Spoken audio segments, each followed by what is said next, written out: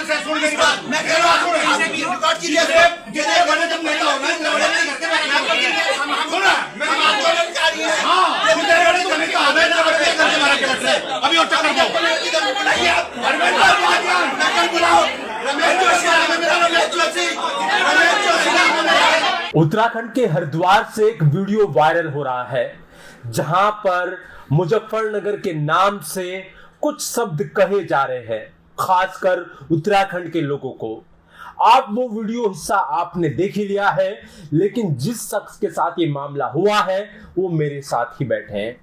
रमेश जोशी जी, सब लोग उनको जानते हैं और जिस प्रकार से वो लोगों के साथ खड़े होते हैं, चाहे वो पहाड़ की बात हो या रोजगार की बात हो, तमाम सरकारों को घेरने की बात हो, वो कहीं ना कहीं आपको दिखाई देते हैं। सर, जो वीडियो वायरल हो रहा है, क्या मामला है ये? और हरिद्वार आप जब पहुंचे, ये कौन लोग थे जिनके साथ आप खड़े हुए थे? देखिए, धन्यवाद समाचार इंडिया पर। मैं आपको पहले भाई जी एक बात बताता हूँ कि जब यहाँ पर 5 दिन से ये सफाई कर्मचारी धरने पर बैठे हुए हैं और इनकी बहुत जायज सी और बहुत छोटी सी मांग है।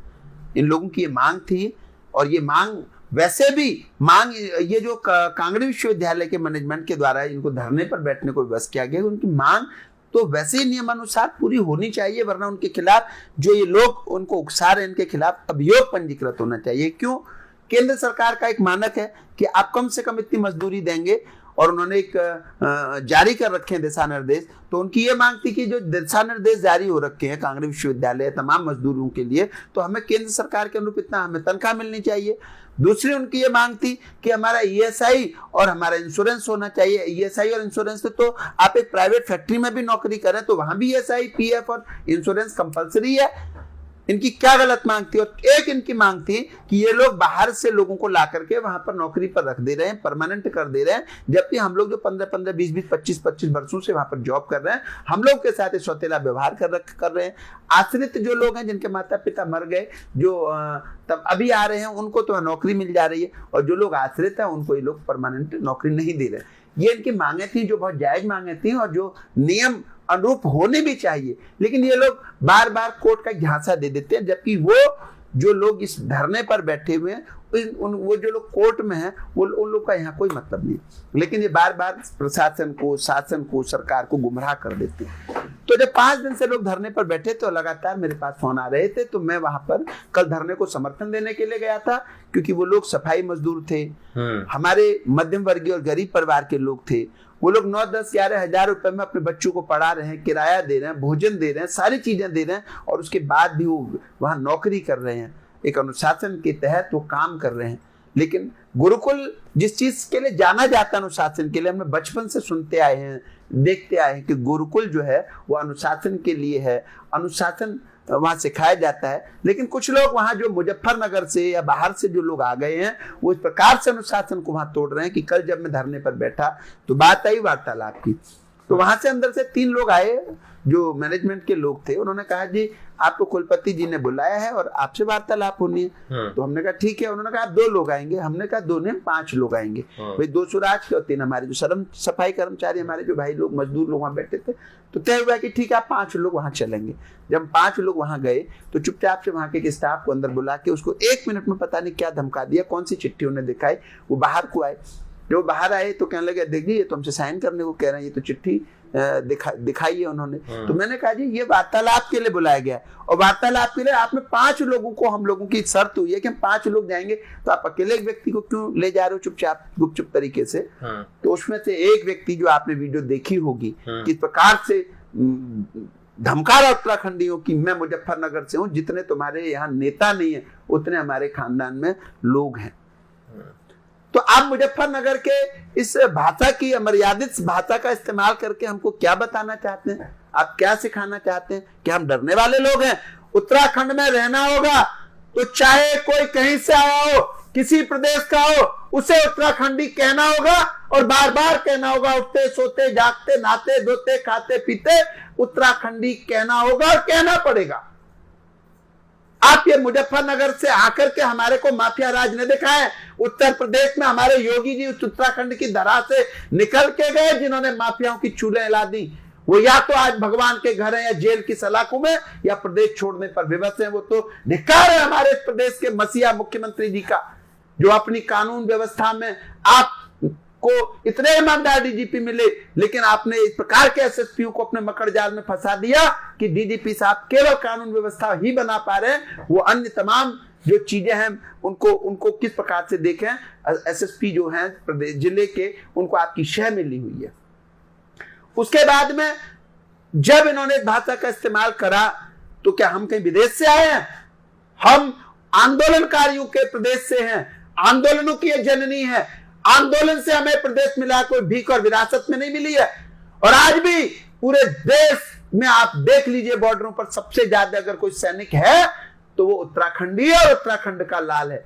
आज भी शहीद सबसे ज्यादा जो हो रहे हैं तो उत्तराखंड के ही सपूत हैं, जो बार बार बॉर्डरों पर शहीद होके आ रहे हैं। तो मुजफ्फरनगर के माफिया, हम उत्तराखंडियों को डराने का कार्य न करें।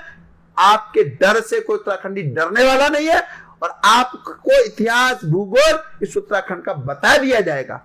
अच्छा, ये जो व्यक्ति है जो धमका रहा है मुजफ्फरनगर के नाम से, ये कौन व्यक्ति है, किस पद पर है? कोई ये देखिए, ये अगर आप इनकी जांच करें, इनकी सारी डिग्रियों की अगर आप जांच करें तो निश्चित तौर से उसकी सीबीआई जांच कर लें, या उसकी जांच राजेश भट्ट सर, के वीके साहब, आप आशीष भारद्वाज सीयू हैं बहुत ईमानदार, उनसे करवा लीजिए।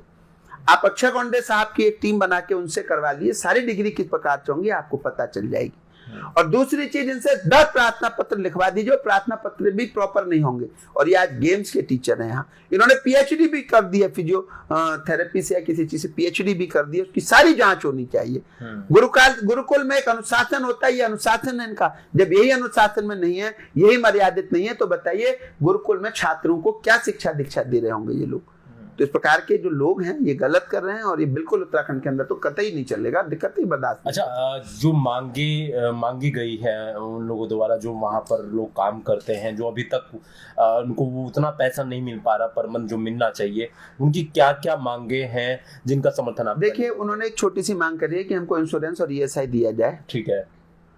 और हमारे बच्चों का जो जीवन है भाई, देखिए आज वो लोग वहाँ 9-10 हजार में नौकरी कर रहे हैं। अगर ईश्वर ना करे कोई घटना घटित हो जाए, हाली बीमारी, दुख तकलीफ, तो उनकी क्या गलत मांग थी? और इंश्योरेंस और ईएसआई तो वैसे भी नियम अनुसार है। केंद्र सरकार के तो कह रहे हैं फ्री में इंश्योरेंस करा रहे हैं, जब वो गुरुकुल के अंदर जो कर्मचारी हैं उनको इंश्योरेंस नहीं है, तो आप क्या इंश्योरेंस करा रहे हैं? खाली आप प्रचार पे इतना पैसा बर्बाद कर रहे हैं, खाली अननेसेसरी का प्रचार पर आपने करोड़ों रुपए डकार दिए, तो ये गलत है। उसके बाद उनकी एक ये मांग थी कि जो लोग यहाँ पर पहले से हैं उनको स्थायी किया जाए जब भी समय आए, लेकिन बाहर से लोग को ला करके आप अचानक स्थायी कर देना, जो गलत है। ये उनकी छोटी छोटी मांगे थी जिसके लिए धरना चल रहा था। ये जब धमकी दी गई कि मुजफ्फरनगर वाली, क्या उसके बाद कुछ अधिकारियों से आपकी बात? हाँ, उसके बाद जब हम वहां से निकले जिलाधिकारी कार्यालय के लिए धरना देने, तो फिर हमारे पास तहसीलदार महोदया की कॉल आई कि आप इधर आइए, हम उनको बुलाएंगे, हम वो अभी नायब की गाड़ी में बैठ के आ रहे हैं और आपके सामने ही माफी मांगेंगे। तो हम उनके विश्वास पर उनके ऑफिस में गए, लेकिन वहाँ 10-15 मिनट तक भी देखा कि वो लोग तो आए नहीं, तहसील नायब साहब आ गए। तो फिर मुझे बहुत बुरा लगा, और मैं देहरादून कूच करने के लिए जब आने लगा तो रास्ते में कुछ सफाई कर्मचारी और स्वराज के कार्यकर्ता पानी की टंकी पर चढ़ गए थे। उन्होंने कहा, अध्यक्ष जी, जब अगर इस तरीके से जब आपके सामने इतना धमका रहे हैं तो पीछे कितना धमकाते होंगे। पहले भी उस व्यक्ति ने कई बार माफीनामा लिख रखा है, लेकिन उसके बाद भी उसके दिमाग ठिकाने नहीं है, ये निंदनीय है। तो कुछ लोग पानी की टंकी पर चढ़ गए, फिर उनको उतारने का मान मनोबल करा। फिर उसके बाद सिटी मजिस्ट्रेट मैडम आई और भी आला अधिकारी आए, फिर उस व्यक्ति ने वीडियो के माध्यम से माफी मांगी। उसके बाद में फिर हम सिटी मजिस्ट्रेट महोदया के कार्यालय में गए, सिटी मजिस्ट्रेट मैडम के कार्यालय में, वहाँ पर दोनों पक्षों की बात हुई। तो उसमें ये निष्कर्ष निकला कि 10 दिन में इनकी जो भी मांगे हैं उसे पूरी करवा दी जाएंगी, जो भी नियम अनुसार हो सकेंगी। तो 10 दिन का समय दिया कि देखिए अब आगे क्या होता है। अच्छा जोशी जी, एक सवाल है मेरा, आप पार्टी में एक बड़ा मकाम रखते हैं, आप स्वराज दल जहाँ से शुरू हुआ आज कहीं ना कहीं पूरे उत्तराखंड में, उत्तर प्रदेश तक लोग जानते हैं। इस तरह की जो बात आपके साथ हुई है, कितना दुखद है कि लोग नहीं समझ पा रहे हैं कि उत्तराखंड के लोगों के साथ क्या व्यवहार करना चाहिए, क्योंकि बहुत सारे लोग जब नए उत्तराखंड में आते हैं कहीं ना कहीं ऐसा व्यवहार रखते हैं जैसे वो अपने क्षेत्र में कर रखते हैं। देखिए, ये हमारे जो मुखिया होता है ना जी, माननीय मुख्यमंत्री जी, इनकी कहीं ना कहीं ग्रिप कमजोर है। कहीं ना कहीं इनके चारों लोग जो बैठ रखे उत्तर प्रदेश के, उन लोगों ने इनको गलत सुबह अखबार खोल के जब दिखाते हैं कि ये देखिए ये छप रहा है इन अखबारों में, जब चैनलों की पट्टियां देखिए ये चल रहा है, तो ये भंवर जाल में उलझ गए। पहले एक दिन ठंडे दिमाग से, अभी भी समय है, अभी भी कुछ नहीं बिगड़ा है, अभी भी किसी दिन ठंडे दिमाग से सोचें और अच्छे लोग, ईमानदार लोग, जैसे हमारे डीजीपी साहब हैं, जैसे हमारे जो है राजेश भट्ट सर हैं, जैसे हमारे के सर हैं, इस प्रकार के अक्षय कोंडे साहब हैं, इस प्रकार के ईमानदार लोग, आशीष भारद्वाज एक सीईओ हैं। तो इस प्रकार के लोगों की एक कमेटी गठित करके वास्तविकता को जाने, क्योंकि राजकाज पर जब आप होते हैं तो आपको कभी कभी भेष बदल कर देखना पड़ता है कि राज्य में क्या चल रहा है। आप राजा हैं इस प्रदेश के, तो आप देखिए। अगर आप नहीं देखेंगे और उसी भंवर जाल में फंस करके आप उलझे रहेंगे तो एक दिन सत्ता आपके पास तो नहीं होगी, लेकिन आपके पास अपना कोई एक आदमी नहीं होगा जो आपको ये कह सके कि आप कैसे हो, और ये पैसा आपके किसी काम नहीं आएगा। क्योंकि अंततः जब आप सत्ता से जाएंगे तो जो ब्लैक मनी इधर उधर लोगों के पास पड़ी होगी वो एक भी वापस नहीं आएगी। इसलिए प्रदेश से प्रेम कीजिए, प्रदेश के लोगों से प्रेम कीजिए। उत्तराखंड में हैं, उत्तराखंडी बन के रहिए। केवल जब मोदी जी आते हैं तब आप उत्तराखंडी टोपी पहन लेते हैं, इसको आप यथावत रखिए।